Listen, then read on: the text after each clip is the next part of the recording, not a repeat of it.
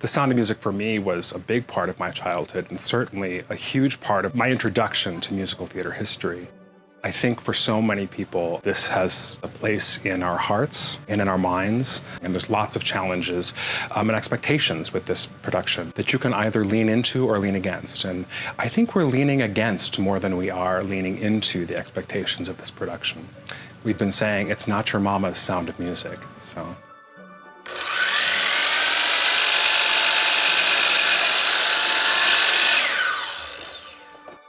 All of our productions depend very heavily on student support to build and run each of the productions.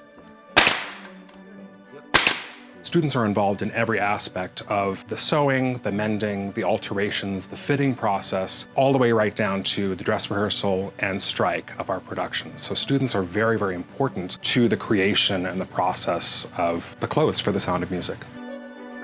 I love being a wardrobe manager because it's putting together a puzzle and competitive dress-up rolled into one.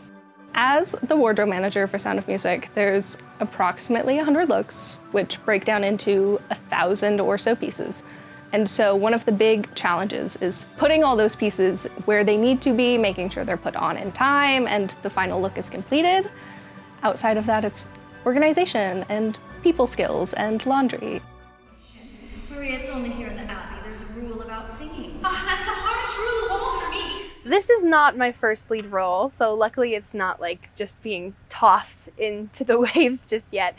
But it's been a role I wanted to play my entire life, so I'm really, really, really lucky to be in the position that I am, and I'm incredibly thankful to the whole team for trusting me with it. With this production in particular, we're focusing a lot less on the theatricality of the story and a lot more of the real historical situation that this story is taking place in. So you see the writing on the wall of Germany coming into Austria and what that means for a lot of people and having to leave everything that you know in order to stay safe, and the really stark reality that this super happy, awesome story that we all knew and grew up in was at a really scary time for a lot of Austrians and a lot of people around the world. That is something that through this production I've learned and grown to, I don't know if I want to say appreciate, but recognize a lot more just how much these characters would have needed to face at the time. So New York City is home. I'm a New York City performer, and I was asked to come and be a guest artist to work with the students, to perform in the production, and I was so grateful that they asked me to come out and do this. It's the first time that I've ever performed The Sound of Music with students. It's really nice though, because the relationship between Mother Abbess and Maria is sort of teacher-student-like. So there's something that is special about this one because there's something that's very real in that. So for me, it's nice. I feel like I'm really getting to live that moment and to sort of help someone with that role and teach that. That's really nice.